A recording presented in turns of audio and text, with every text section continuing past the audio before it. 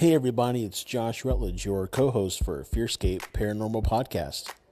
Thank you so much for listening. If you'd like to support us more, please head over to our website, fearscapepodcast.com.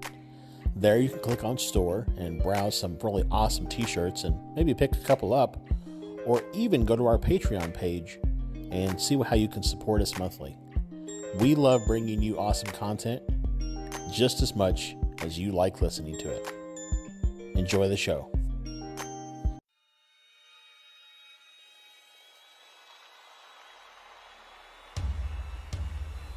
Hello. I'm so glad you could join us. I hope you brought your blanket to hide under. The spooky crew is going to discuss things and events from other realms. Ghosts, cryptids, aliens. Be sure to hold your blanket extra tight as the boys take you deep into the FearScape.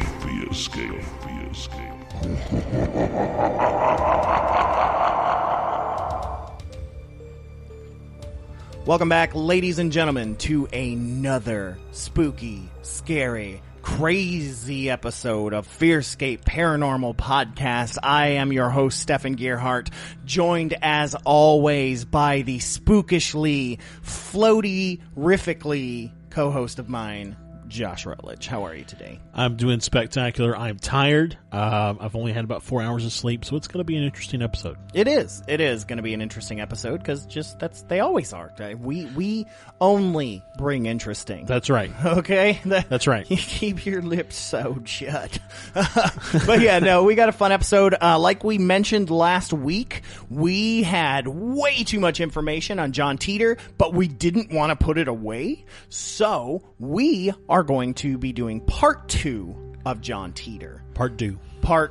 So we're going to be picking up where we left off. I've been thinking about this all week, and I'm not even kidding. I tried to watch some videos on YouTube, and they just weren't your voice, and I didn't want it. So anyways, we're going to be doing that.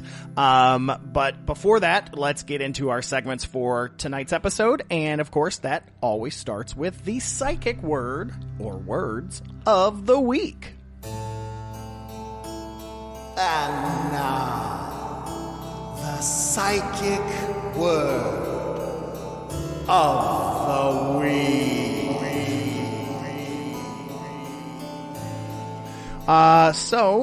For this week, out of the Encyclopedic Psychic Dictionary by June Bletzer, rest in peace, my love, the word that we moved our fingers across the pages to was demanded psi-tri. Demanded psi-tri. And that's PSI. Okay, I was going to ask how it was spelled. So what this says is, to compel one's psychic ability to surface immediately because someone needs proof of this ability. This is an abnormal characteristic of mental or physical psychism and mediumship that could cause physical disorders or mental imbalance within the psychic. Psychic and mediumship information or beaming energy from one's hands or eyes should be pre-planned and the environment scanned preceding the turning on of any psychic skill, except for intuition. Pre-planning can be subconsciously willed if all things are favorable. An unknowledgeable and criticizing public sometimes demands or challenges the psychic to give a psychic answer or to perform a psychic feat, which can lead a good psychic to fake an answer because of his or her desire to verify that psychism is factual. Hastiness prevents the psychic from reaching his or her normal low state of consciousness needed to manipulate matter. So demanded psi-tri is exactly what it sounds like now that I hear it, is basically forcing a psychic to use their abilities on the spot, which is something that, what's his name? James, can't think of his name offhand, but he was like the big famous psychic debunker during the 70s and 80s. They even did a great documentary on him. I watched it, but I mean, his whole thing was about debunking psychics. Because they couldn't do it on demand. Yeah, and and even Yuri, that really famous Israeli psychic that's able to do telekinesis and all kinds of stuff. I mean, that was like his big I'm gonna get you, sucker. And I mean, Yuri was never able to do anything, and that was always his whole thing, was that you're not able to replicate it, unless you have time to set it up. And so he was essentially saying, hey, you've planned it. And he debunked a lot of psychics. Like, there was a psychic that was on like the Mike Douglas show that was able to use his mind to move the pages of a phone book like wind was blowing at it. Well, come to find out, the guy had a thing, and it was like blowing air out of his hands. I mean, he debunked this whole thing. I mean, this guy for years was making money. That was his shtick. Yeah. Just different things like that. So he debunked a lot, and at the end of the day, a lot of them just weren't able to perform on the spot, supposedly. Well, I mean, I just think it's really interesting, though, that for that type of craft, if you are legitimate, for that type of craft, if you want to call it that, I think that it takes a long time to understand your skill. Then it takes a long time after that to really perfect your skill. Sure, a lot of us in the field like that consider X-Men a perfect example. It's like you got to learn how to control it, how to use it, and it does. It takes a very, very long time. So to be able to just willy-nilly, shoot light from your eyes or whatever that the book just said, is. I just don't know how realistic that is. I also think that there needs to be belief on the other party as well sometimes. Yeah. That you're going to have a mental block that won't allow you to accept the energy I'm sending your way, right? Well, and so if something is non-corporeal, you're not going to accept it. Well, and also, I mean, if I'm talking to you, think about, I don't know if you've ever done any type of like sales or marketing classes, but they talk a lot about body language, right? Yeah. And so one of the things they tell you about body language is if somebody folds their arms across their chest, that usually means they're not open to hear whatever you have to say. To this day, when I have an interview, like I will always catch myself. Yeah. So, they say to be, instead, like, put your hands on the table or place them open to show that you are open to receive whatever's being said. So that type of body language, I think, is a visible application of what the energy that you're projecting. So you're basically, if you are closed off to the idea, you're projecting negative energy, right? Yep. Or potentially even a vacuum. So you're just pulling everything in. So that person who's trying to perform on command in a task that is very difficult for them to do anyway, just isn't able to draw from the positive energy in the area. I'll tell you, just as a performer, like a singer, an actor, and things like that, my dad is the worst. He's like, say something funny, right? Or he'll be like, sing us a song. Yeah. And I get stage fright. It's like the only time I get stage fright. I hate getting put on the spot. And then if I do sing something, I'm nervous, so my voice is like, a little bit. It's not as good as it normally would be. Right. And my dad's like, but you sing so beautiful on stage, right? So it's like, I get it. It, to be put on the spot like that is difficult, especially when something that you're not sure you really can, you don't trust it, Like I said, it's something you're still working to perfect, if you want to call it that. And so, to expect someone to perform on demand on something that they're still working on, So, but anyways, I could talk a whole episode about this, but I'm not going to, because I want to get into, what do we got next? Spooky news? Yeah, let's get into some spooky news.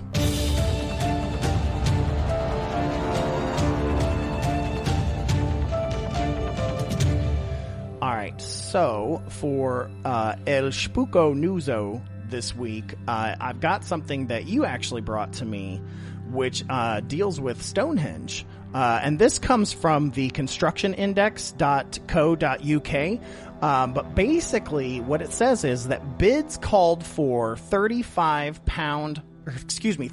million pounds Stonehenge dig.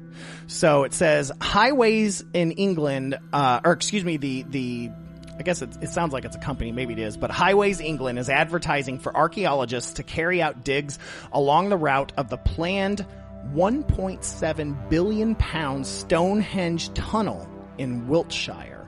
What this says is that while the upgrade of the A303 Amesbury to Berwick Down past Stonehenge has yet to receive development consent from the government, Highways England is in negotiations with 3 teams of contractors pitching to build 8 miles of new dual carriageway and a tunnel at least 2 miles long. It is now published the contract notice for archaeological works on the route, which will only go ahead if the planning consent is granted. The £35 million archaeology contract involves documentation, site works, processing, laboratory work, reporting and dissemination, as well as archaeological evaluation and recording. Bidders are being invited to tender via Highways England's Bravo tendering portal at their website. Highway England project director Derek Parody said, "The World Heritage Site around Stonehenge is a heritage site of national and international importance. We want to ensure that archaeological remains are preserved and recorded in advance of scheme construction by commissioning appropriate archaeological expertise. Throughout this project, we have been working closely with the country's heritage bodies and a scientific committee of eminent archaeological experts to ensure the scheme will conserve and enhance the World Heritage Site, and that this will continue throughout the archaeological investigations and construction process.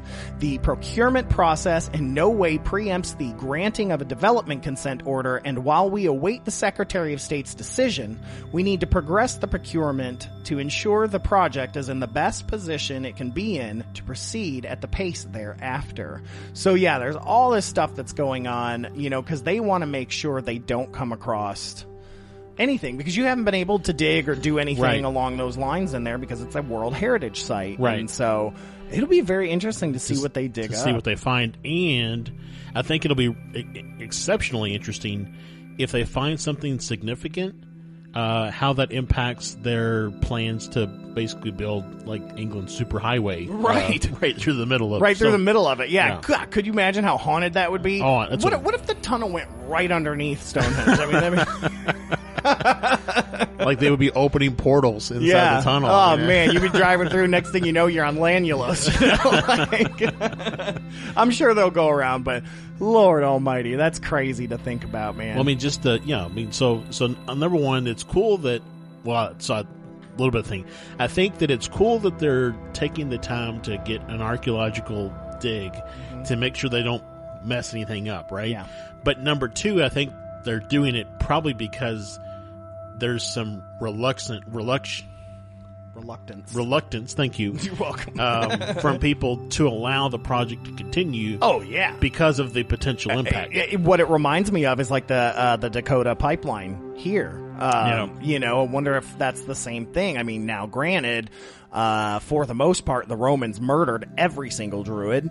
So the druids that are around now, more than likely, were not bloodline related to most of the druids then. But I can imagine my pagan peoples being like, but at the same time, like, the pagan me's like, what you gonna find? Yeah, exactly. But I mean, you bring a bigger highway through there, you're gonna bring more tourism, and more tourism also means more destruction. Yeah. So from what I've gathered, you're not even allowed to go into Stonehenge now. Like, you can only see it from a distance. Like, they have partitions up, and certain times of year, high holy holidays, pagans are allowed to go in and do rituals. In fact, Santosh got to do it when he lived in England. He got to go in Stonehenge and did... I don't remember what holiday it was. Maybe if it was Samhain, that would have been really cool. But yeah, I don't know which one he did. But yeah, for the most part, from what I've heard, you can't walk through it anymore because of people. Yeah, other than for movies. People ruining things and putting graffiti on these stones. It's just I don't get it. Anyways, yeah. Have you seen? There's I think it came out last year or the year before. It's like I can't remember the name of the movie because I'm tired, but it's about this kid who finds Excalibur in England, and he like has to assemble a court, and there's like a young kid. Are you talking about The Dark is Rising? I think the movie was The Seeker. No, and the book is The Dark is Rising sequence. No, this is like the kid in King Arthur's court. No, it's something. I mean, it's something along those lines. Like I said, it's just a couple years old, but anyways. A kid version of Merlin. It's really cool. The old man Merlin, played by Patrick Stewart. The kid version of Merlin, some other guy. But was it a movie or a show? It's definitely a movie. It's definitely a movie. Yeah. Oh, okay. Because I was like, the show Merlin has a young Merlin, and it's an incredible show. If you've never watched it, But one of the things that Merlin says that Stonehenge is portals to get around the world. Oh, that would make... it's interesting. I'm watching... I talked about Outlander before, but they have certain areas that are portals, and they're circles like Stonehenge. And there's one that's in Scotland, which is where she went through, but they ended up finding one in Jamaica as well as in North Carolina that Native Americans had built, and it was a whole different type, and it was, their religion type. But yeah, you could enter through those portals... it didn't take you to different parts of the world, but each of them could take you to the same timeline. Like, it was really interesting. The Kid Who Would Be King. That's what it is. Okay. There's a lot of similar movies like that. but that was I thought it was a really good movie. But yeah, he's just like, there's all these tourists around Stonehenge, and there's just like kids walking up in like night gear and stuff, and they just walk up and like Merlin does something and a portal opens up and they just walk. Oh, that's super cool. And who knows? Maybe there is, and they've got some underground installation, and there's one at Skinwalker Ranch. Yeah, exactly. Like, I don't know. We won't know till season 6, but that nothing was there. Yeah. Because they got told by the government, don't share the information. Right, exactly. I don't know. But yeah, interesting spooky news this week. Very, very cool. Hopefully, when I go to Europe this fall, I'm hoping to get over to Stonehenge as part of our trip. Hope. That's it's super important to me. I hope it's important to my wife, Sarah. Hope this is important to you. All right, well, let's go ahead and move into our UFO sighting of the week.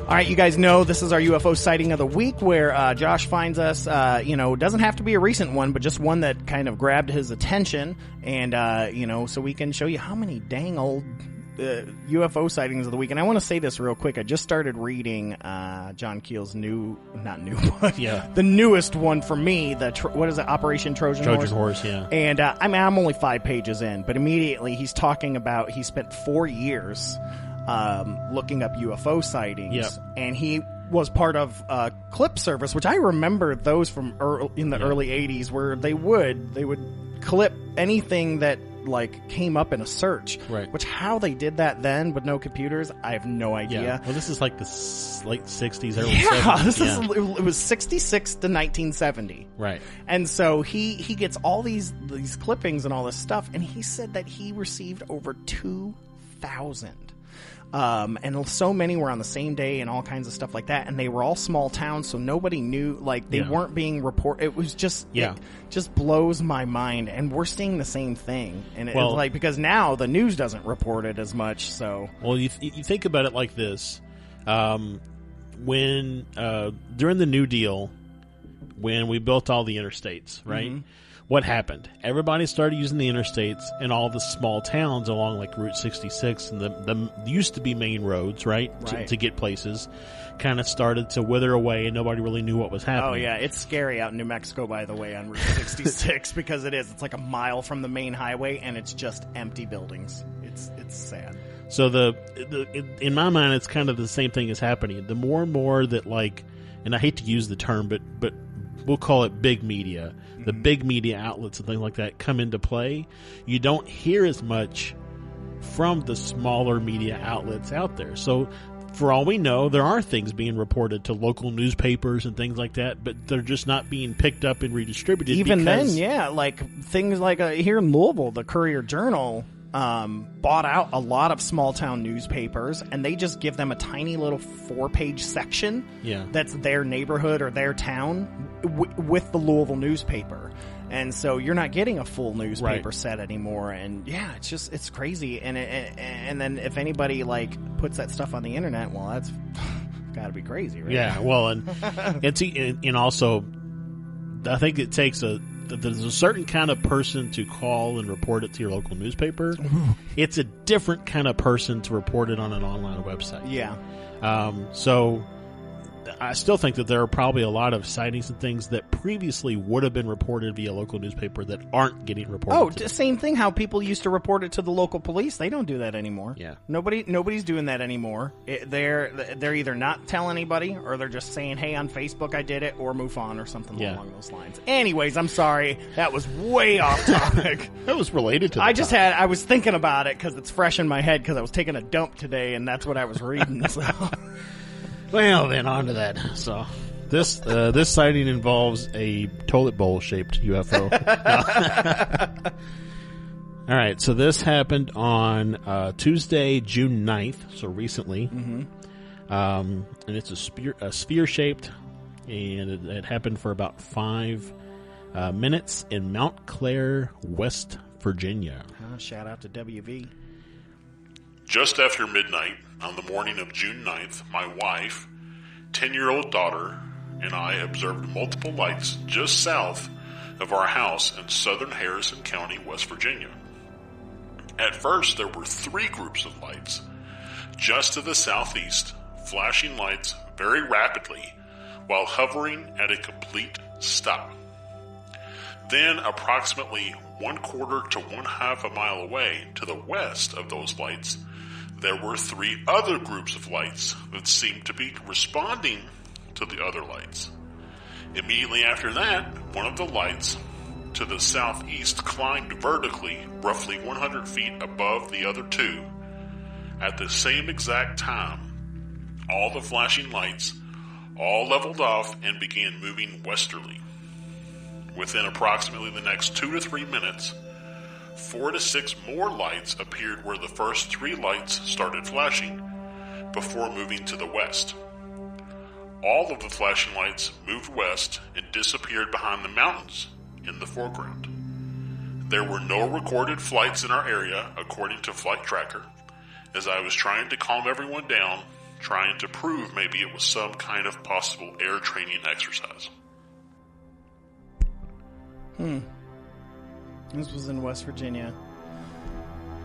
Which is, I don't know where. Yeah, I don't either. Mount Clair. It says Harrison County, West Virginia. So let's take a peek here real quick. But I'm just curious how close that is to like Brown Mountain and everything that happens out there. Because it does seem to be like that. There's just a lot of things that happen close to the mountains in West Virginia. Yeah, just West Virginia in general. Like I'm just getting to know Joe. They have so many famous cryptids. I think they have like 4 or 5. Like, like just for West Virginia alone. You know, like. So it looks like it's like maybe a little bit north of Charleston, West Virginia, and just a little bit, maybe a couple hundred miles south of Pittsburgh. So it's towards the northern part of the state. Toward the northern part of the state. But still, I mean, Point Pleasant isn't far if it's near Charleston. So yeah, well, and it just really is. Again, just the things that seem to happen around mountains and plateaus. And, you know, just again thinking about the correlations that must exist that just haven't been. And that's really what got me thinking about the whole correlation idea. Is the first part of the Operation Trojan Horse book from Keel, where he talks about basically doing. You know, he was looking at it strictly from a UFO aspect, but you know, makes you wonder if you were to gather everything together for Sasquatch and UFO and UAP and insert random whatever here and look at it holistically, if it would start to paint a picture as to what's going on. Mm-hmm. And have a radar map to show you where things are clumped and right. Things like that. You know, it's even probably something that if you had all the dates and the times and the locations, you could probably even feed it into a predictive model. Yeah. And predict where things would occur. Oh, that's scary. That's scary. I was just watching something where they were talking about that. It's like, you know, we have math. We can predict anything. Like what the heck was I watching? Whatever, it doesn't matter.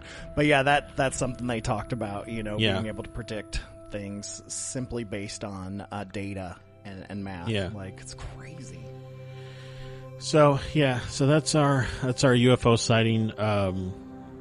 Looking forward to, in just several weeks we're hoping to get out to West Virginia, so it'll be interesting to see if we have any sightings to report. If the last 2 times we've gotten together at night are any indication, yes. Yeah. Yes, we will. And this is a good segue into this week's Creepy Catch-Up, so let's move right into that. Creepy catch-up. Creepy catch-up. Creepy catch-up. Y'all, it's creepy. Creepy Catch-Up. We're going to share a little bit if there's been anything paranormal that's happened to us or spooky, or creepy within the last week. So something odd that happened to me this week is technically, I've got another thing, but I think I figured it out, the second one, and I'll share that because I just remembered that. But the first one is I woke up, I fell asleep on the couch, and it's a reclining couch, so there's no laying across it. So if I do that, I usually end up, my feet are on the floor, I'm like halfway down it, like, it's ridiculous. But the TV that I have, when it's turned off on the bottom left, has this blue light. Okay. It's a weird blue light. I don't know. Is it an LG? No. Oh, because I have an LG. It does the same thing. I don't think it's an LG. No, it's a Toshiba. Okay. But it's a Fire TV. But okay. Anyway, so yeah, it's just the weirdest thing. And I was already having a weird dream about whatever I was reading at the time. So it had to be, Alan Greenfield's book, The Secret Cipher. Yeah. Because I was finishing that. So he was in my dream, and like John Keel showed up and aliens. It was just this whole crazy thing, whatever. But anyways, like, I wake up and it's like, I hear this, like someone talking,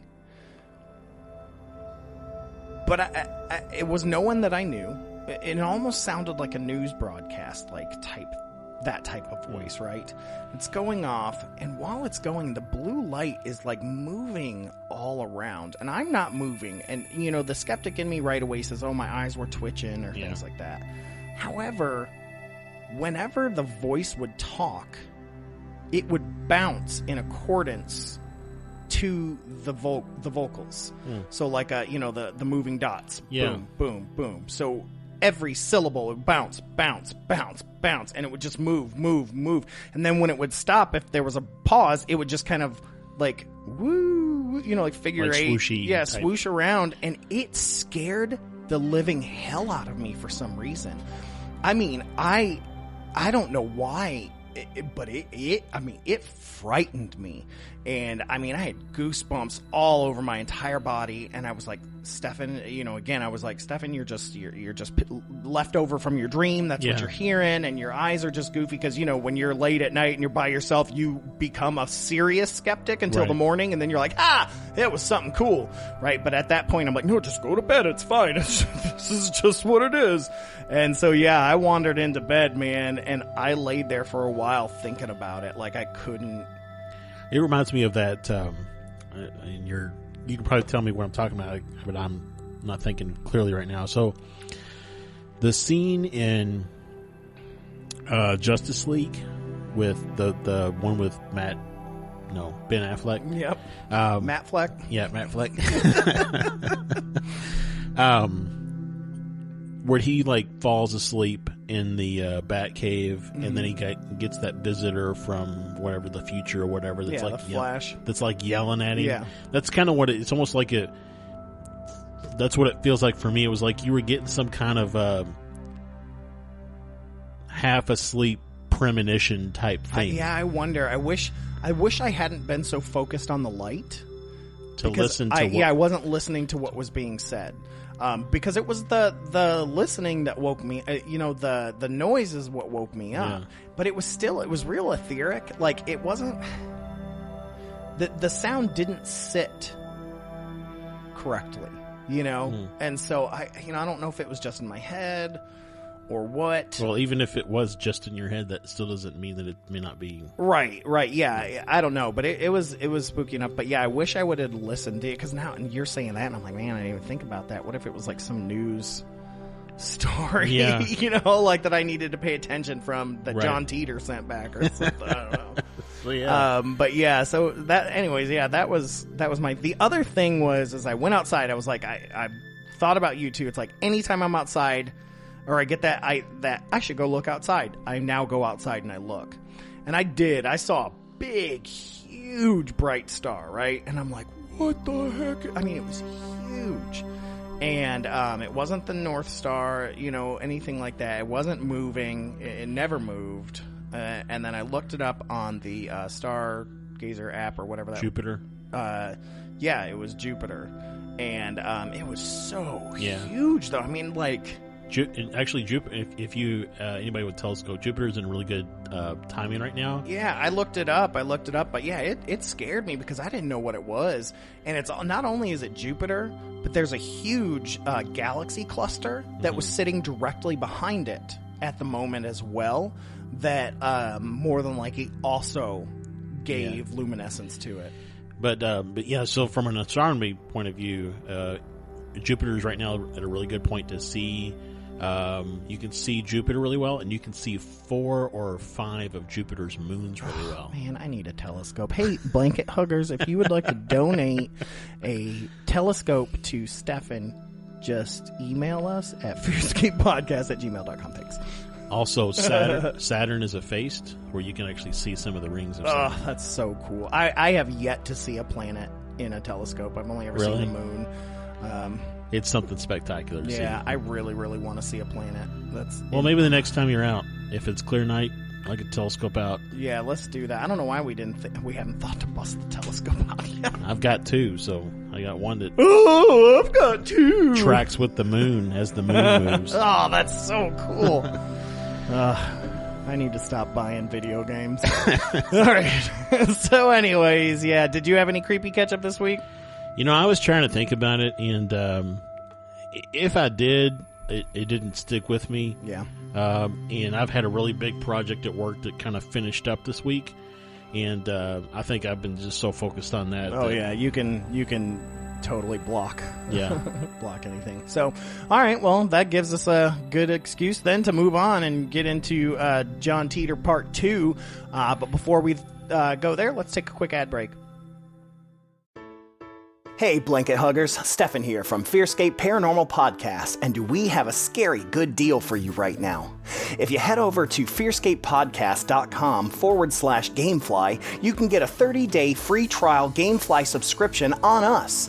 Now, if you're not familiar with Gamefly, it's a game and movie rental service where you can play the hottest video games for systems like the Nintendo Switch, Xbox One, or even the PS4. You can get up to 2 games or movies out at a time, and you can do that an unlimited amount of times a month. Josh and I love to play our game systems, and I am really enjoying the Final Fantasy VII Remake right now. And if you're like me, games are too expensive to buy and beat in the same weekend. Well, with Gamefly, you can get it and keep a game as long as you need. Then you just send it back and get the next game on your list. So head on over to fearscapepodcast.com/Gamefly today and give it a try. All right, man. John Titor Part 2. Did you want to give a quick synopsis of Part 1, just right quick? So if anybody listening didn't listen to the previous episode that talked initially about John Titor, I highly encourage you to stop right now and go back and listen to the first episode. Yeah, this is not a live episode, so we'll still be here. Right. So go back and listen to that one first. But for those who did and may not recall or whatever, just a real quick synopsis. So, in early 2000, in the year 2000, copyrighted. Yeah. In early 2000, on a message board dealing with time travel, for those people who are interested in time travel and the ideas behind it, an individual calling himself time traveler _0, later identified as John Titor, started posting on this message board about all these things that, about the time period that he was from, the world line that he was from, how things were so dramatically different, and basically in an attempt to get us to change our ways, to prevent what his future was from happening to us. Something that, he explained is that if you think about, I don't know, a cone. So at the point of the cone is where their world lines intersect. But as you move away from the cone and as the lines get bigger and bigger, that's the divergence of the world lines. And so if he is able to move to a different world line that is close to the divergence of his world line. So his world line is not necessarily our future, but our two world lines are so close together as how things have unfolded thus far that it's a possibility that our world line could become like his. And so he was trying to help us avoid a catastrophe. Yeah. So, and again, I don't want to get too much into what we talked about last one, so that just gives you a little bit of information. If that entices you to go back and listen to the first, to part one, I highly recommend it. So, kind of where we left off, when we ended the first, was basically, if you remember, he posted, and then this woman named Pamela started interacting with him, and so she was asking him all sorts of questions, all the ones that I wanted to ask. Yeah. So she was asking him a lot of questions, even via email. They were conversing back and forth in email, and then she would come on to the message board and drop like this big long interview almost of her asking a question and him giving a response. Then certain people would ask follow-up questions. A lot of skeptical people. It's really interesting that this is a message board that's dedicated to people who are interested in time travel and believe that time travel is a possibility, yet someone comes on claiming to be a time traveler, and most of them are immediately saying this must be a fraud, this must be fake. Have you been on paranormal boards, Facebook groups? Because there are always those people that as soon as somebody says something, somebody's calling them an idiot. Like, they join these groups just to be dicks.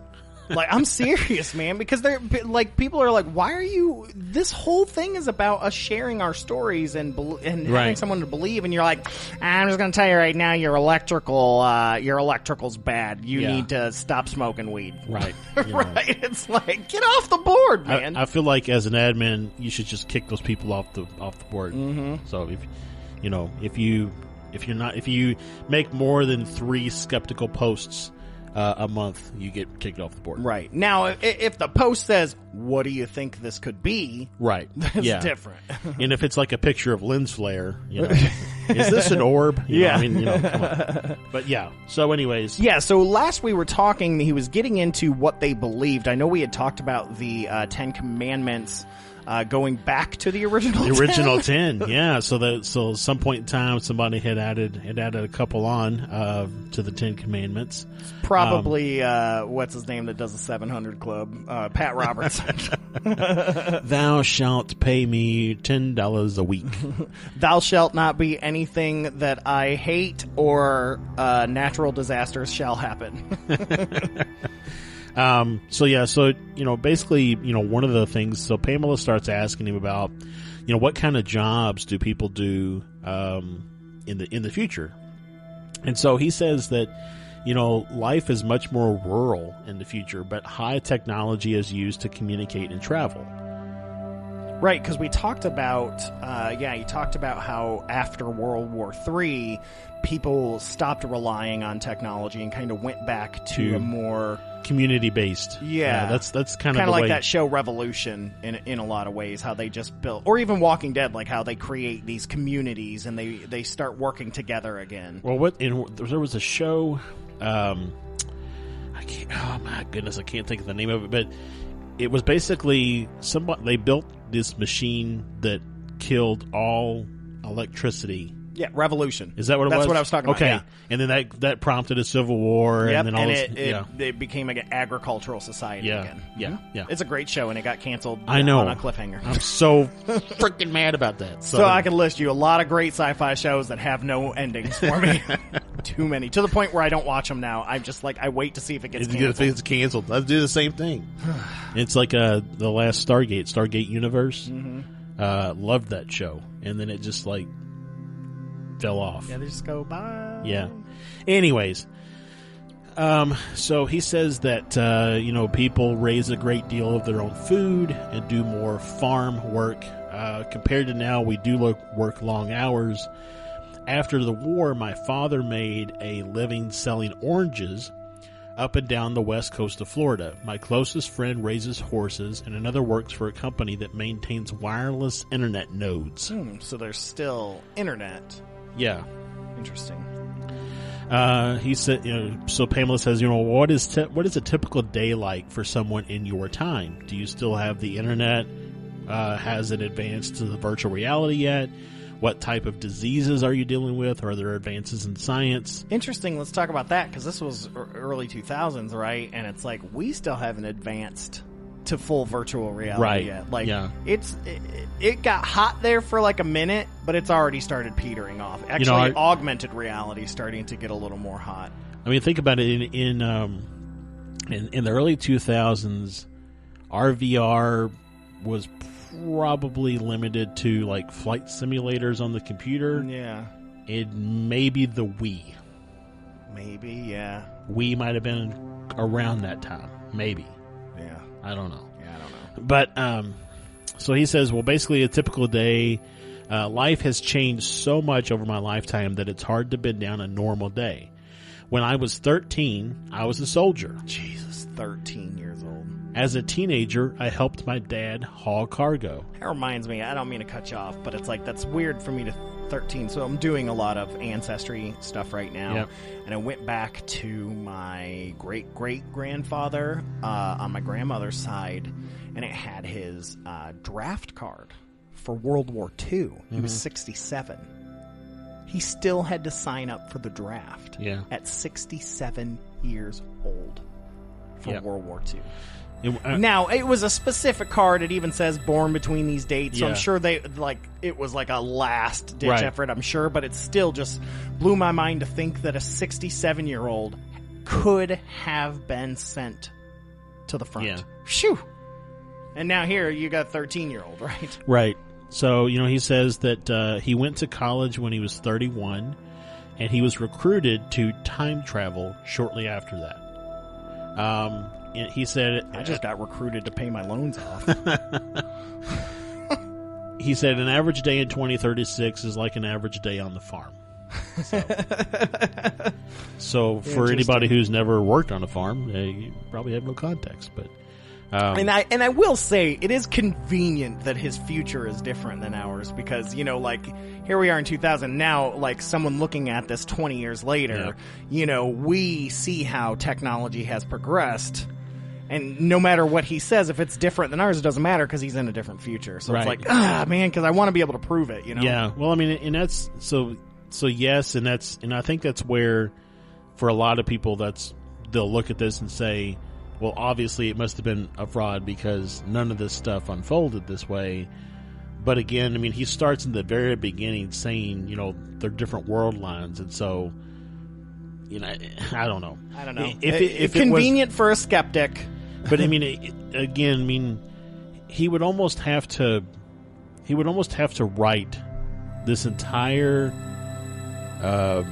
story, if you will, understanding that he must lead first with the world line explanation before he gets into the details to set up his audience to understand that they, it seems like it's, I don't know, it just seems too much preparation work would be required. Yeah. And the fluidity in which the conversation flows, I don't know, it just seems, I don't know. Yeah. I am skeptical of the skeptics. Right. So, she says, is there still a post office? How do you receive messages from one another? He said, yep, there's a post office. The internet is still alive and well in the future. People spend more time talking because life is more centered around the community. I've noticed the same type of effect here when the power goes off. People tend to come out of their homes and actually spend time with their neighbors. That's interesting. You know, you look at now how it's even gotten more computer focused because it's in our hands now. Right. Well, and with the whole lockdown and everything, we're just... Right. We saw people Right. coming together, and it's like, it's just, Yeah. in a new way. Right, right. Pamela again asks, what type of housing do you live in? This is where it gets really interesting. He said, when I'm with my parents, I live in a community made up of tree houses. Dude lives in Kashik. On a large river in Florida. The river floods sometimes, and we have access to the Gulf. Most of our neighbors make a living off the sea or moving cargo by boat. Pamela asks, what started the war and who fought in it? Who won? What countries were destroyed and what survived? Now, this is where it gets really into the war aspect. Good. So, I'm really interested in this, especially I've been watching Man in the High Castle. Yep. So talking about an alternate history. So, he says that there is a civil war in the United States that starts in 2005. That conflict flares up and down for 10 years. In 2015, Russia launches a nuclear strike against the major cities in the United States. And then he says in parentheses here, which is the other side of the Civil War from my perspective. China and Europe, the United States counterattacks. The U.S. cities are destroyed along with the AFE, which he says is the American Federal Empire. Thus we, in the country, won. The European Union and China were also destroyed. Wow. Russia is now our largest trading partner, and the capital of the U.S. was moved to Omaha, Nebraska. Woo. And looking at where we are with Russia right now, like, that's kind of spooky. Back then, no, because we were totes super cool with Russia. But it's like right now there's so much tension, especially with China, too. It's like, man, that's crazy. So I think this is really interesting. It's like, so all this stuff is around, like, what's it like in the future? And then Pamela says, hey, did you ever find out what aliens and UFOs are? Well, yeah, because if he's a different, that Earth is a different timeline, the universe is a different timeline as well. So, good Lord, I didn't even think about that. Big Bang could have happened at a different point. Yeah. So he says, no new information there. I find that very interesting subject myself. Personally, I think UFOs might be time travelers with very sophisticated distortion units, but that might be a bit wacky. Yeah, I mean, that's a concept we've had before. I mean, we've talked about that indeed, that it could be time travelers and able to just mask themselves. So she goes on to say, what type of environmental problems do you know that exist? Do you have pure water to drink? Are you mostly vegetarian? Seems like how most people are going that way today. He says one of the biggest reasons why food production is localized is because the environment is so screwed up with disease and radiation. Oh, yeah, with all the nuclear. Yep. God, I didn't think about that. We are making huge strides in getting it cleaned up. Water is produced on a community level, and we do eat meat that we raise ourselves. There was a book that we had to read in school. Z for Zachariah. No.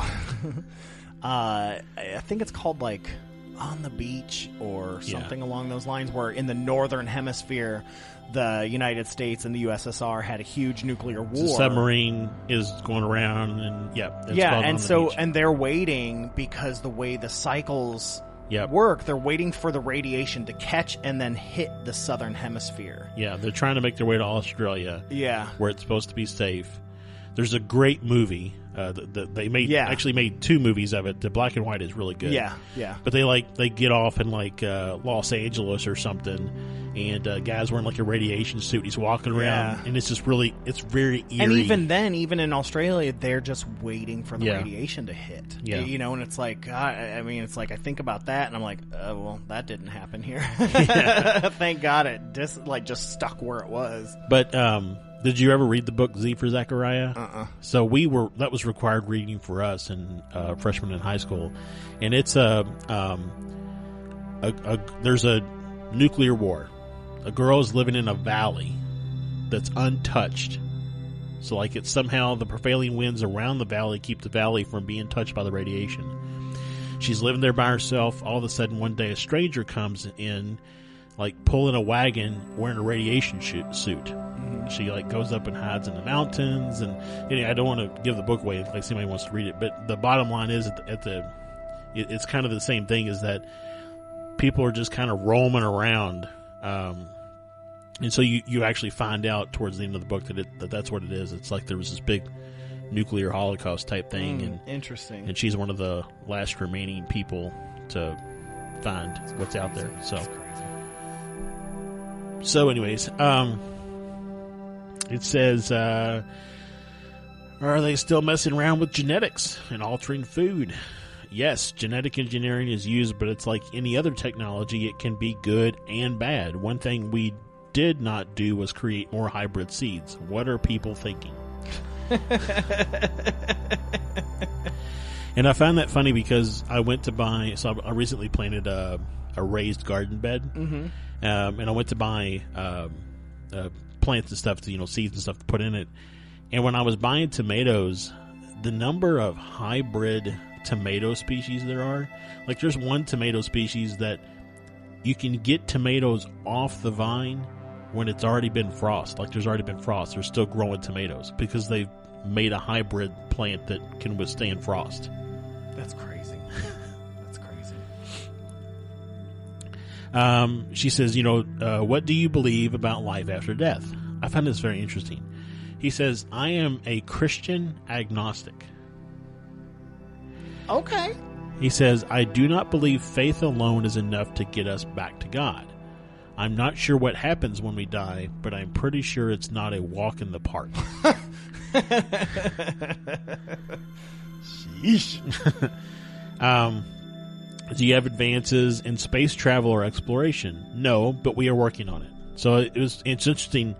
In his timeline, time travel was more important than space travel. Space travel, yeah. For us, it's capitalism. Yeah. Well, yeah. I mean, I'm sure if there was a market for IBM computers in his town, they'd be spending more people going back to get more IBM, computers. But it makes me. You probably need the close divergence because, man, I mean, God, could you imagine like your timeline doesn't have computers, right? And you're like, you could go that and just get the patent for IBM and become a bazillionaire. Yeah, well, you'd have to also go to a timeline where it was invented before the time that you're in. Right, yeah. Yeah. So. And how would you travel in time without a computer? I'm just, you know what I'm saying. I only used IBM because you referenced it. Jesus. It's one of those biomechanical. It's all made out of yeah, veins and stuff. Veins and octopus. It says, what brings you the greatest joy on earth? He says, I like this question, Mike. It got delightful. Yeah. My greatest joy is sailing. For fun, I enjoy swimming, playing cards, reading, playing games on the net, and talking with people who live in other countries. As a community, we celebrate much more and have bonfires and dances. My hobby is sorting through old magazines and videos of life before the war. I would definitely be that same type of person. I would absolutely be that way. She goes on to say, what are your schools and universities like? He says, after the war, early new communities gathered around the current universities. That's where the libraries were. I went to school at Fort UF, which is now called the University of Florida. Not too much is different, except the military is a large part of people's life, and we spend a great deal of time in the fields and farms at the university or fort. Interesting. Let's see. She asked him what was his fondest memories about growing up, and he says they're not fond. Life was hard. Yeah, because he grew up during all of that, so it's like it's weird to have this piece of him. In a lot. For some of us, it's like having to live through 9/11, like what life was like before 9/11, which is why millennials really struggle. They talk about because they were kids when 9/11 hit, and it was really different for them because we were older, we could process, but like my little brother, that's all he wanted was to be in the military, like growing up because of that. There was a lot of surge of patriotism after 9/11, much like a big surge of patriotism after Pearl Harbor. Yeah. So I guess the same are probably comparable to that generation who were kids when Pearl Harbor happened. Yeah. You talk about your great grandfather, whatever, having the draft card and everything, and the fact that they made him get a draft card. I would imagine that he probably wanted to go fight. Probably. I haven't checked yet, but I'm like, he probably fought in World War One. Yeah. I mean, he would have. Well, no, he probably would have been in his 40s. So who knows? I don't know. Who knows? Yeah. But I mean, the overall. But yeah, they wanted to. I Yeah. mean, so many people weren't drafted because people Right. just wanted to. Right. These boys, all that propaganda that was going on and all that stuff. So yeah, I mean, I can imagine that for Mr. Titor over here, when the Civil War broke out and everything, he probably he wanted to do his part, so to speak. So I mean, she was 13. yeah. Pamela asked him, do you still have telephones? What is the major source of energy that you use? Solar, whatever. He says, yes, we have phones, but the service is through the web. So voiceover, Phonics or whatever that one is. It's called VoIP. VoIP. Well, I'm talking about the brand. Remember those commercials? Do you remember? You talking about the little like USB looking stick thing you can plug into your computer? Yeah, I don't remember. Yeah, what it was called like Vonix or something like that. I don't know. But like Billy Mays was all about it. Yeah. So he just says that yes, we have phones. The service is through the web. Most power generation is localized. It amazes me how much power is wasted now. Solar is big. There is thought that a singularity generator could also be used, but most people are against it. So kind of like the same stuff they use for time travel. Yeah. Right? The singularity. Oh, that's interesting, man. Oh, that's great.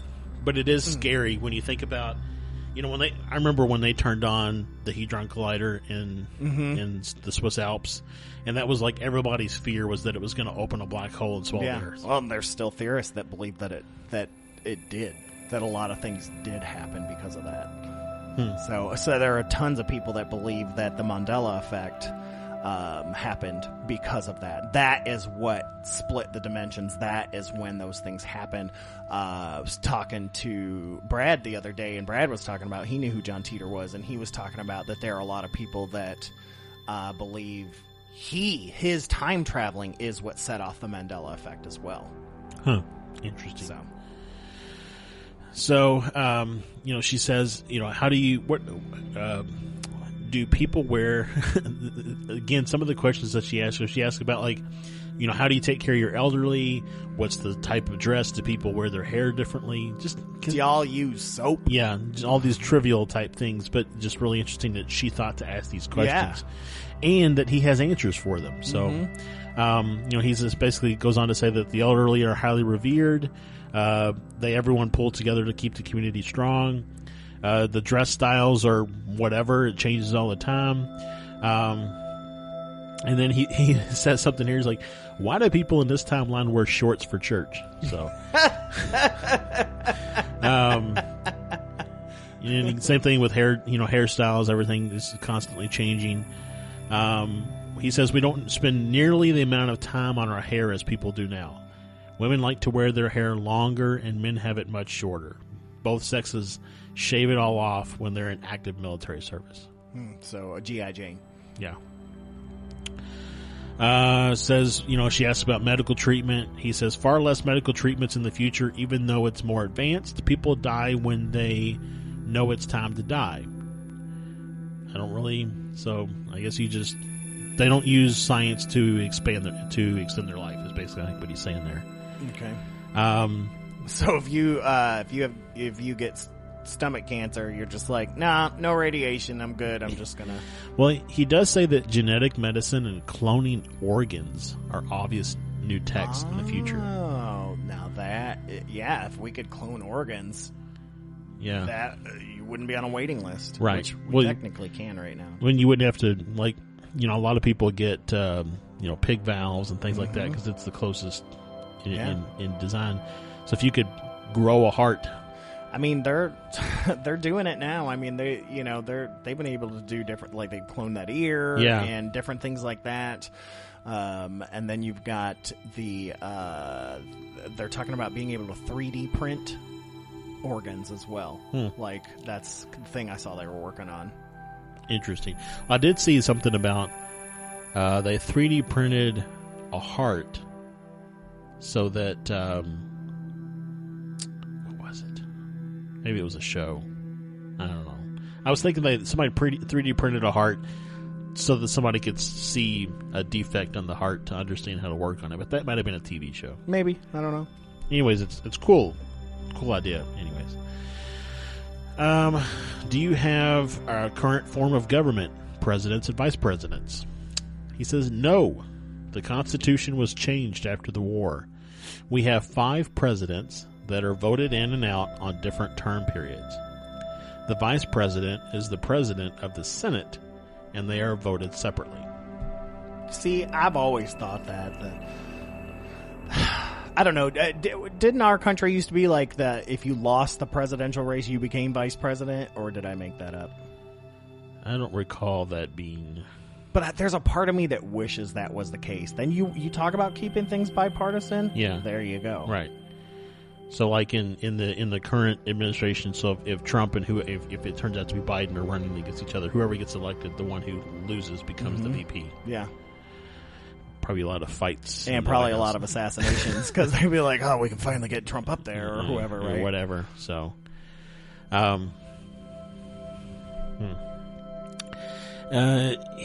she says, how do you get from place to place without any cars around? Do you teleport? He says, we have cars, just not a whole bunch of them.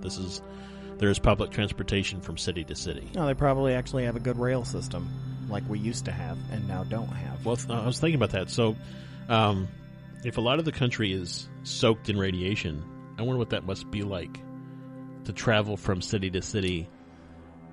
You'd have to almost have some kind of protection. They talk a lot about that in the Man in the High Tower, because the middle of America along the Rockies was nuked by the Germans, and so it is. There's still a lot of radiation, and it's called no man's land. Yeah, and yeah, they like.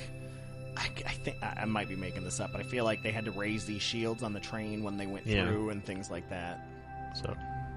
So yeah, then it says, without going into detail, what are you here specifically for? Can you explain the primary purposes of time travel? He says, in 2036, a great deal of effort is going into repairing our environment. I was sent to 1975 to get a computer system and take it back to 2036. Time travel is not a secret in 2036, and I expect it will become more common. So then it's not a secret government no. thing. I think we had mentioned that last week. So it is. It's essentially like the Space Force or the Navy, or like Air Force or whatever. It's Time Force. Right. So,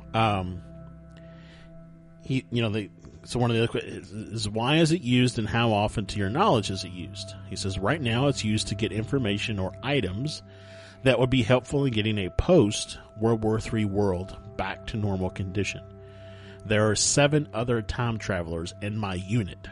Okay, so and I'm sure there's more than one unit, and I'm sure there's more than one country that can do it as well. Yeah. Although, you heard him say that China and the European Union are gone. Gone, yeah. So... it's amazing, because you would have thought that after such a devastation like that the world would have become one singular government, but it didn't. Yeah, well, probably geographical reasons for that. Sure. Are there specific time periods that time travelers go to the most? Right now, most of our practical missions are from 1960 to 1980. There is a great deal of research into later and future periods, but the farther you go, the lower the divergence confidence of the world line. Right. So, 1960 and forward, really, because they hang around for a while. Right. So it says, what kind of car are you going back in since you sold the Chevy? So you remember he came here in 67, 70. So he says he's going back in a 1987 four-wheel drive.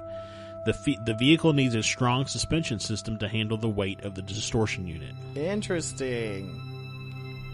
So I wonder if that would keep him...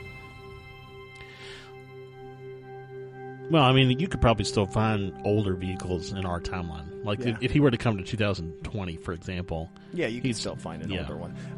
What if that's all the cars they had were just ones that they drove back and the time travelers drove back in? Yeah. Well, and it makes you wonder, though, if they have to have a starting car, right, in 2036, that is able to support the weight and all that kind of stuff, like, how many of those are still around after a Civil War and a World War III? Yeah. I don't know. I'm like, I just have this picture of Doc Brown hiding the DeLorean in a cave. Because, it's like their starting vehicle, it's like, what are they using? I mean, it's like... Well, yeah, he says that he went back to 1975 in a 1967 Chevy. Right, but it's like, where did they get a 1967 Chevy? Exactly. Did another team bring it back from wherever they went? But the chicken or the egg had to happen eventually, first. So it's that's how they justify it. It's like, well, we had this 87 Chevy here, so we're going to go back to 1987. See if you can find an older one so we can go back further. Makes you wonder if any of these like really exotic looking concept cars actually come from the future. That's I like that. That's where Elon Musk came from. So it says that they ask him, like, if you change the vehicle, do you have to recalibrate the unit? He said yes, but the VGL system does a lot of that for us. What kind of coils are used to contain the singularity? He says, I'm not a physicist. I can't answer that to your level of sophistication. I love that. The singularities are held in an enclosed magnetic field. Can your unit also dimensionally travel? He says no. However, the longer the unit is on past the safe divergence confidence, the stranger the world line becomes. The unit I have is safe to about 1% for every 60 years at max power. It's interesting how on one hand he refers to it as a dimension, and then on another hand he refers to it as a world line. And he seems to sometimes differentiate. Well, so I think that what the question that was just asked is, can you travel interdimensionally? He says no. So that would indicate that they are aware of other dimensions. They just can't travel to them. Well, yeah. I mean, isn't another world line another dimension? Maybe not. And that's what I'm saying. That's what I was getting at. So, like, our idea of dimensions. Well, what if it's so thinking a little bit about the multiverse. If each world line, let's say that there are 5 dimensions, just for discussion's sake. This plane that we exist in is one of the 5. A different world line is still just one of the 5, just along another timeline. Okay. Right? That's what I was saying. So my idea of different dimensions has always been a DC Comics, Marvel Comics type thing where it's this happened different in this world, this happened different in the world. That makes it a different dimension. But a different dimension could just literally be something completely different. Yep. Hands down. Right. No universe. It could be just light. It's maybe the difference between like oil and water. Right. Right? Yeah. So in this world line we're water, in another world line we're water, in another world line we're water, but there's still oil in each one of those things. Right, yeah. I can't, my brain hurts.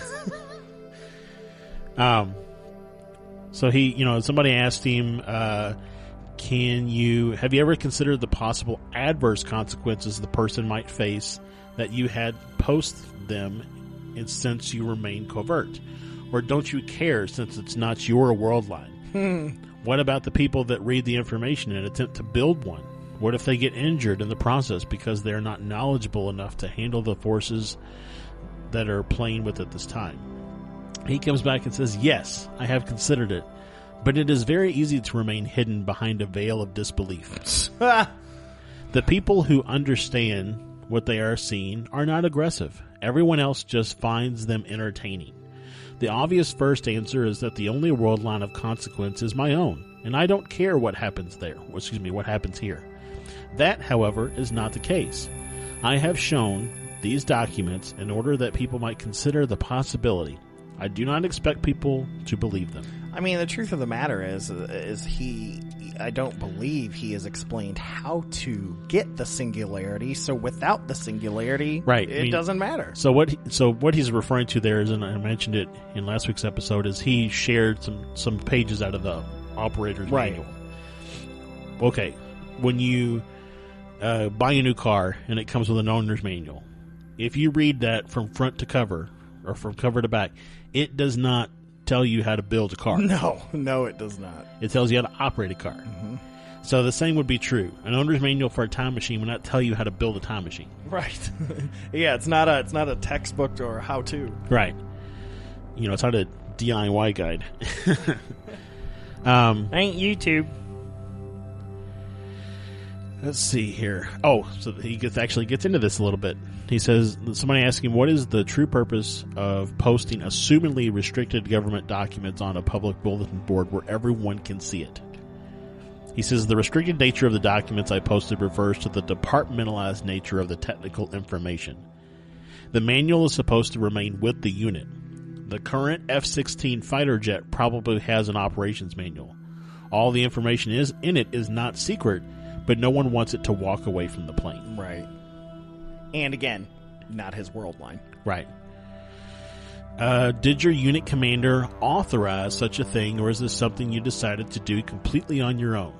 He says, I am here for personal reasons.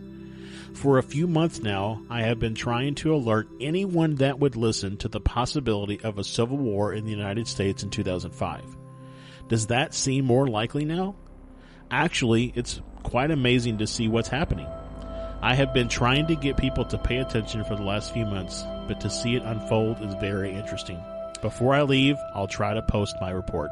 I mean, you think about 2005, that's right after Bush won the second election, and he was hated so much. Yeah. I mean, it's like, I could see it with the tensions of the war in Iraq and just everything. I mean, that's around the time where he got the shoe. Yeah, he got the shoe, and that's around the time that, what's the Iraqi guy? Saddam Hussein. I think that's around the time he got executed, right? Yep, I think so. He goes on to say, I am curious, will anyone be upset if Florida's votes are not counted? Because this is, I guess, around the time, like you say. We said 2000, so. Yeah. Yeah, that's when they were trying to figure out if it was Bush or Gore. Right. Somebody asked him if he's considered his action and the probable outcome carefully. He just says yes. So then he goes into a little bit about his trip and how it occurred. So this is the first leg of my trip was from 2036 to 1975. After 2 VGL checks, the divergence was estimated at about 2.5% from my 2036. I was sent to get an IBM computer system called the 5100. I looked it up. It's a big honking system. Mm-hmm. It was one of the first portable computers made, and it has the ability to read the older IBM programming languages in addition to APL and BASIC. We need the system to debug various legacy computer programs in 2036. Unix has a problem in 2038. So they've already traveled into the future to find out, to know that they're going to have issues. That's interesting. So they travel into the future. It's like, oh crap, we need something that's going to help with this. Let's go back in time and get it. Yep. He says, somebody asked him, how do you overcome the problem of housing, food, job, social security number, tax papers, so on and so forth? He says, I'm currently living with my parents on this world line. They know exactly who I am and how I got here. Right. One of the videos that I started to watch, it opened with that he showed up at his parents in this line and said, hey, I'm your son from the future. And they were like, okay, come on and live with us.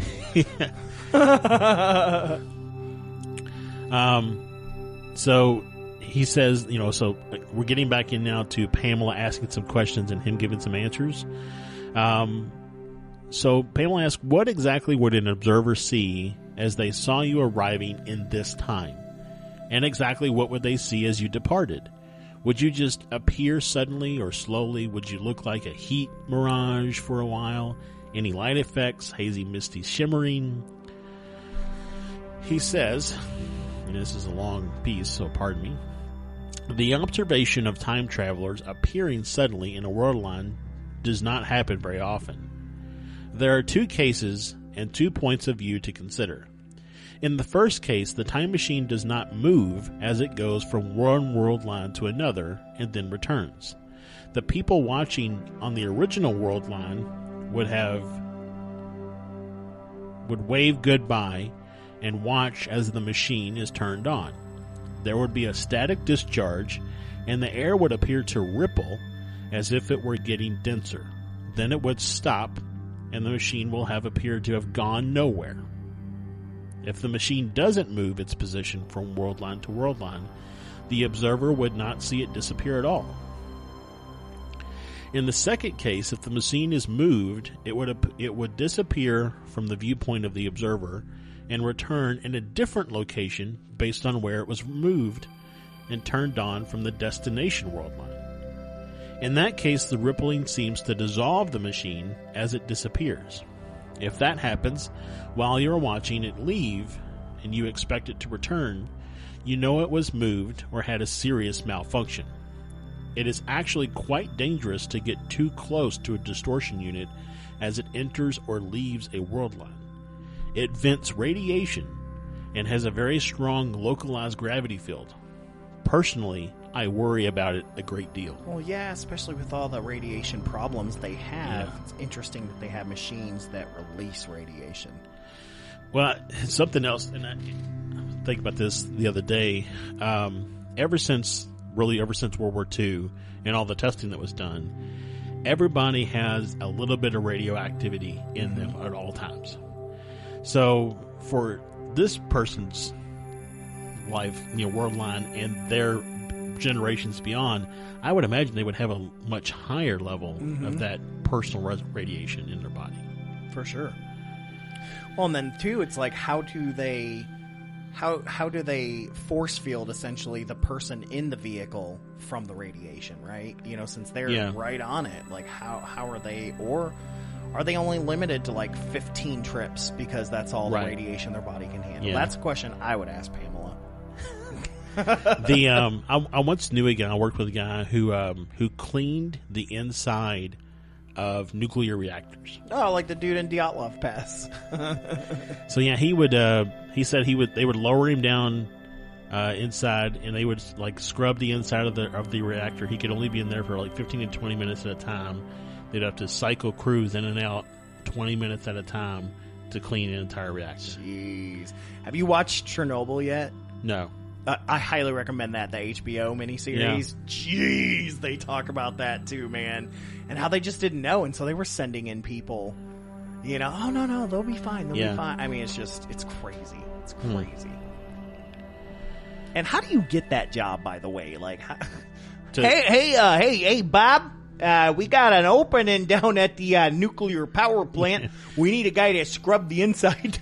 Well, what's funny is this guy that I worked with, he would do a job maybe like 2 or 3 months out of the year, and then he would have another job outside of that. But he said the pay was excellent. Oh, it have to be. Yeah. The hazard pay had to be insane. So. Pamela asked him, if they put a device in the house and turned it on, what do you think would happen? Yeah, would like a bubble the shape of a car, like everything that just goes? He said it might not be destructive as you think. Depending on how close any object is to the field, it might not do any damage at all except for the floor. She said, what would happen if a bird or a small animal... Hold on, I want to go back, because what it reminds me of is Terminator. Yeah. Right? Like the time bubble, and it just... Yep. Anyways, go ahead. So she says, what happens if a bird or a small animal happens to run across the field? We're getting into the fly now. He says it would be quickly spread out over the lateral length of the gravity field. Imagine being squished and stretched at the same time. With silly putty. I would imagine anything left after that would be vaporized and generate static electricity. So it would almost have to fly in at an exact moment before it hits. Yeah, to be caught up in the bubble. Right. So Pamela asks, how hot would you say the temperature gets on the outside of the car while in operation? To me, this question right here is straight back to the Future, when the DeLorean comes back and like Doc Brown grabs and he's like, is it hot? It's cold. It's like covered in ice. Yeah. So that's like a straight out of that question. So he says it's very hot, depending on the power setting, 100 to 120 degrees in average. Has the device been tested on ships and airplanes? Good question. Not that I am aware of. It's important that it remain as still as possible so the gravity sensors can get a good lock. The divergence confidence would be way off if the vehicle was moving. Well, since it just sits in place, just make it a lazy boy or recliner, man. Or like a Mobius chair or something like that. How can it vent the radiation? Well, make it a Mobius chair. You got vents in it's a big ass throne. Then you don't have to go, I need a throne from 67. Says, do you wear special uniforms when you time travel? Obviously. That's kind of, it's a military unit. I'm sure they have special uniforms. I don't know. I mean, if you're going back in time, you're probably wearing clothes from that century. That decade. Well, he says, I wear standard civilian service uniform during instruction and training. It's sort of a cross between an army uniform and overalls. We do have a quartermaster who distributes clothing appropriate to wherever we are going. Boom! There is a patch. It is round and has a graphic of a care singularity, which you can find pictures of the patch online. Sort of looks like an eye with the gravity waves around it. He actually took a picture of his patch and sent it to Pamela. That's where it came from. One path represents the safe way, and the other path is to God. So, oh Lord. The bottom of the patch has my unit number along with the temporal recon printed on it. However, we remove any identification of patches before we go anywhere. Okay, yeah, I pulled it up. I recognize this. Did he say what the name of the unit is called? Has he said that yet? Yeah, temporal recon. Temporal recon, and is it under the Army, the Navy, or is it its own thing? Do we know? He doesn't say. He said he was recruited after college, and it is operated by the military, but he doesn't. Just said military. Yeah. Yeah, you can buy people made the patches. You can get them on Etsy. It's pretty cool. It says Tempus Edax Rerum. I don't know what it means. Well, it's probably Latin for... Yeah. Well, Tempus is time. So... Yeah. Yep. Because I like Tempus Fugit. Yeah. Do you know what that means? Yeah. Do you really know what it means? Yeah, time fire. Oh. I don't know then. Time flies. Oh, time flies. Yep. I tried. Yeah. All right. What's next? Tried poorly. You chose poorly. So she asks if there are any social prejudices in his timeline. He says, yes, there are. However, as odd as it may sound, it serves a useful purpose in my time. First, you must realize that your experience with prejudice and mine are different. Yeah, I'm sure. I would characterize the intolerance you have here as a result of ignorance and fear. I have observed that people with unfounded and irrational fears about their fellow man in this time have the luxury of not having their beliefs tested. After the war, much of the prejudice you have now was swept away by simple necessity. People had to work and fight together just to survive. This was a way of opening a person's eyes as to the value of fellow human beings. So, by the way, Tempus Edax Rerum translates to time is the devourer of all things. Huh. It's like the movie The Langoliers. Oh, I love that. That's good. That's good. Balky Bartokibus. Yep. Balky. He goes on to say that what difference does the color of a man's skin make when you are both fighting against the same enemy to survive or find water or grow food? Yeah, you'd be surprised, but they were still Yeah. still had issues in most of the wars previous. He says, on my world line, if a man doesn't pull his weight in the community, then we feel prejudice towards him as he is a burden to us. So he's not a moocher, but yeah. Yeah. This feeling of shame he experiences then makes him realize his responsibilities. We're gonna shame you into doing your laundry for the community. Yeah. She asked, what is the healthcare system like? You would probably not like it at all. I would compare it to what you see in Western movies. Oh, God. We do have hospitals, but they are more for family doctors and house calls as compared to what you are used to. There is no real organized healthcare. If you get a serious disease, you die. Oh, Jesus. This, however, has had a tendency to strengthen the general genetic pool. Doctors are more concerned about things like broken legs, snake bites, and delivering healthy babies. Yeah, I mean, and he had said, about the organs being cloned and things like that, so... So the last little bit of information that I'll share is that, and I found this very interesting. She asks, "What is the entertainment industry like?" He says, "Entertainment is less centralized. There are movies and TV, but everything is distributed over the net, and more people produce their own shows." Oh, wow! So that's YouTube. He predicted YouTube. Interesting.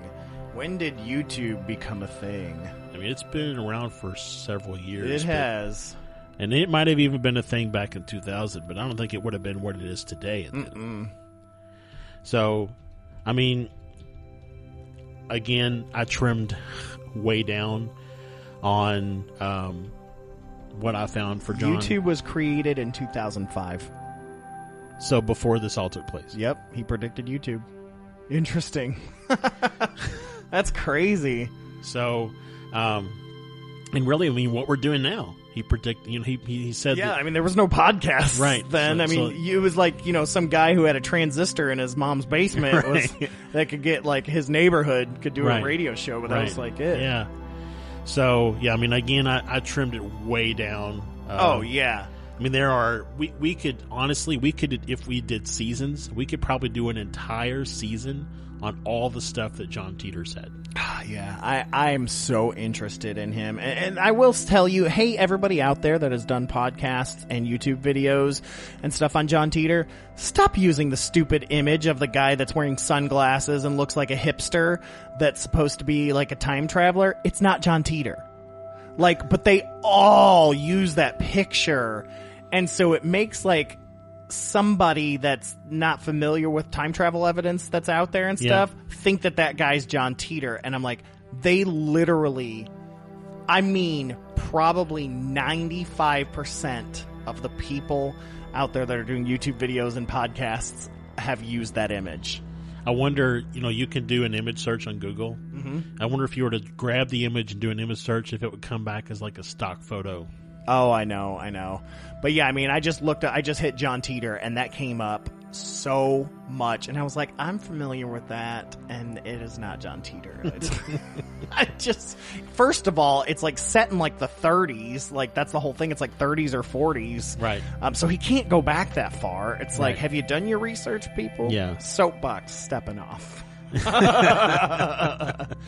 But yeah, I am obsessed with John Titor. I saw that there's a book that somebody wrote. I don't know if it was Pamela or whomever. I didn't get a chance to really, really look, but I'd like to get that and just really read some more into him. But I was kind of shocked at the lack of official documentaries on John Titor. Yeah. Like, usually if I hit up Amazon and say a name, it'll even show up like Unsolved Mysteries episodes or if it's a part of any larger episode, but nothing. I mean, there was nothing. So a couple of things that I wanted to call out that I didn't really talk about yet, but I think it's interesting. So really three things. One, the account that he used on the message board went dormant in May 2001 and hasn't been used since. And that's when he said he was going to leave in the spring of 2001. Wow. Two, he said he lived with his parents, and when he lived with his parents here in this world line, he himself was a child. Yeah. And his child, himself, whatever, treated him like an uncle. Yeah. So I went and looked because I have ancestry.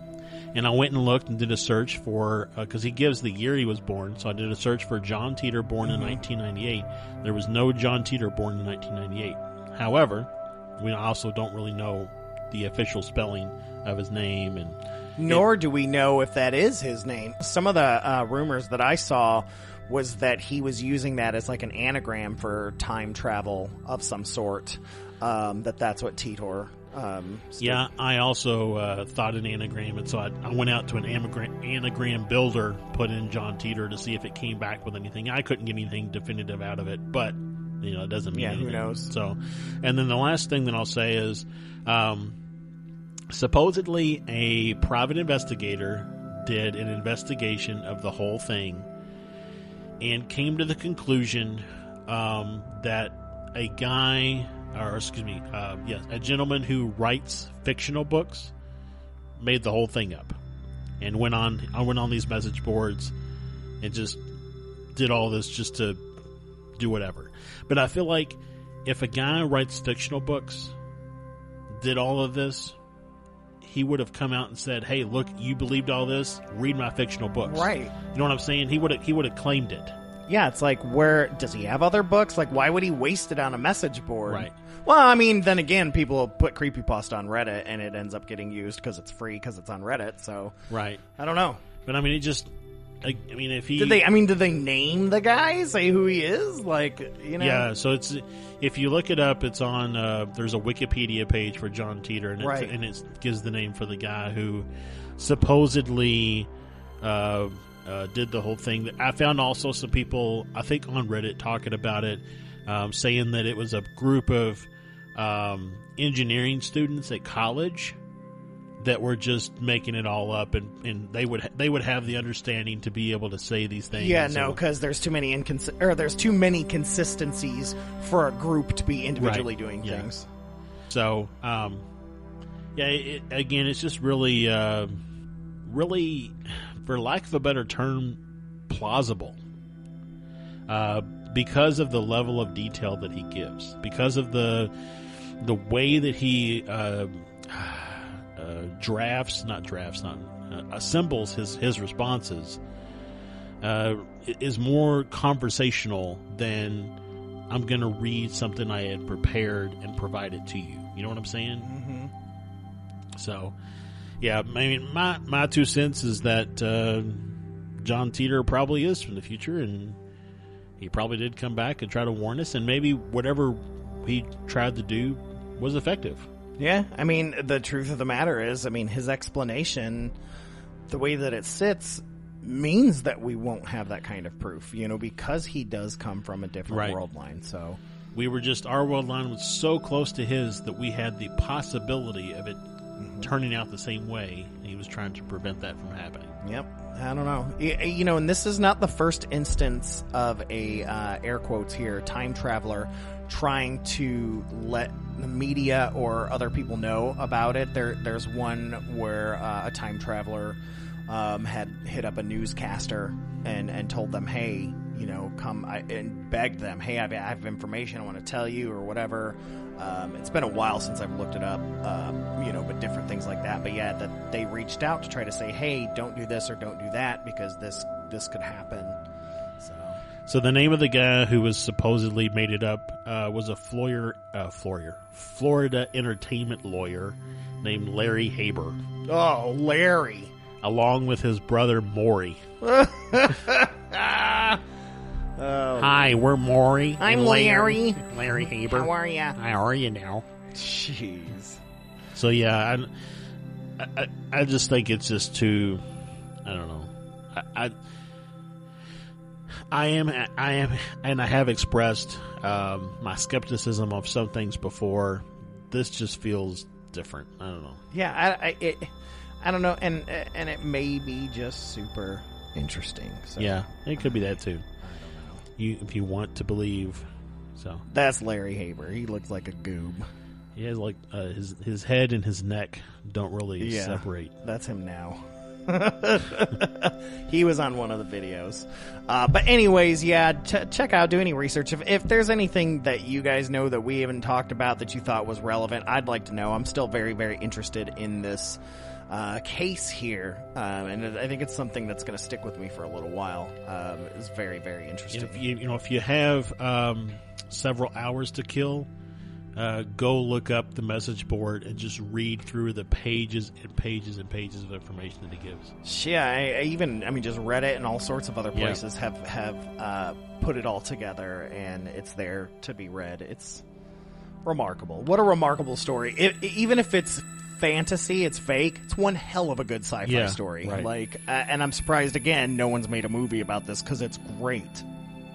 But what would the movie be? A guy sitting in front of a computer typing? No, but I mean, just talking about his future Yeah, and time travel, Right. and I just, I haven't seen these concepts. So this would probably be a really good mockumentary. sure. I'm interested. So, all right. So that kind of wraps up part 2 of John Titor. But really, like I said, we could easily go into parts 5, 6, 7. Yeah, I don't know. Very good. But let's jump into our listener story before we get out of here. So our listener story, this one comes, another person from Kentucky. This talks about when they were, I believe, at the University of Kentucky. This comes from a person named Corey Starr. It's a really cool story. We'll get that. My friend Caitlin McGlade, one of my students, one of my improv students, she's an improviser. She actually lives out in Arizona now, so I'll actually be getting to see her when I go out there. That's cool. She's also a really great journalist, and she's just phenomenal, and she agreed to do this for us and portray this for us, and it's a really cool story, so let's go ahead and check that out. Hey Spooky Crew, my name is Corey, and I am from Kentucky. In 2013 or 14, my best friend and I were in Kerwin Towers, a dorm at the University of Kentucky. When we moved in, there was dust about 2 inches thick everywhere. We were placed there as a last resort spot because we had to be moved from another dorm. One night, we were lying in our beds, watching the TV, when it started changing channels. We looked at each other and didn't say anything, but looked at the floor, where our remote was between us. We turned it off. That was one of the first things that happened. Once, my radio turned on, and it wasn't even plugged into the wall. The hand motion paper towel dispenser in the bathrooms would go off when I was in there alone. The 2 shelves above our beds had carved names, Nick, and on my side, Clay, on hers. We were asleep one night, and I woke up to my friend gasping for air. I ran to her, and she said she woke up, but couldn't move her body, and a loud roaring was in her ear. She was terrified and crying. Many other things have happened in this room. Later, we found out the floor used to be a boys' floor, and 2 boys fell out of our window. Afterwards, when we moved into an apartment together, our hauntings from Nick and Clay joined us. But they died off once we had our own places. Maybe they were obsessed with us as a pair. I don't know. Hell, we may never know. I like the use of the word "died off" there. Yeah. I wonder if she knew if the pun was intended there. But that is super creepy. In the little bit of a night hag there too, with the sleep paralysis. Sleep paralysis, and then, I mean, I can remember living in dorms too, and I went to Western Kentucky University, and living in those older dorms. And man, I mean, I can remember, like, I feel like we would wake up and hear like the hand dryers going off at night. Nobody'd be in there, and the dorm that we stayed at when we were all at Campbellsville together, used to be a Broadway. hotel. Oh yeah, before it was a hotel. I mean, I've talked about that quite a bit. It was all kinds of different stuff. Oh man, most of my stories come from that place. So. But yeah, I mean, that was still a really interesting story, and it makes me, again, thinking about the night hag aspect, and the fact that again, that I think that they're like entities that feed on fear, and so if there's already maybe negative energy in the space because of boys falling out of a window, or that kind of stuff get kind of stuck behind. I wonder if that helps to facilitate the fear of the occupants, and that draws for sure. And draws the night hag to it. You got to think, you got two horny college boys all of a sudden have women on their floor, right? Like they're, even if they're dead, they're ghosts. Do they lose their libido? I don't know. But it's like, hey, all of a sudden they can mess with these chicks. Like, yeah. So yeah, I mean, it just makes me wonder if there are more night hag activities in a place that is also haunted. I would say yeah. Yes.